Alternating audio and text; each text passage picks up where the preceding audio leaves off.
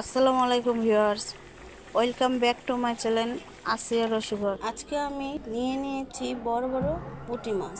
পুঁটি মাছ দিয়ে আমি আজকে শীতকালীন একটি রেসিপি তৈরি করব। মূলো আলু দিয়ে পুঁটি মাছ দিয়ে রান্না করব।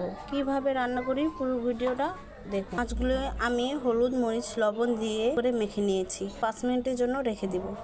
যাদের কাছে সময় নেই না রাখলেও পারেন। আমি বসিয়ে নিয়েছি মূলাগুলো ভাপানোর জন্য। একটু লবণ দিয়ে দিলাম। অনেকে আপনারা মূলা খান না, তার জন্য মূলাটা ভাপ দিয়ে নিলে সবাই খেতে পারবেন।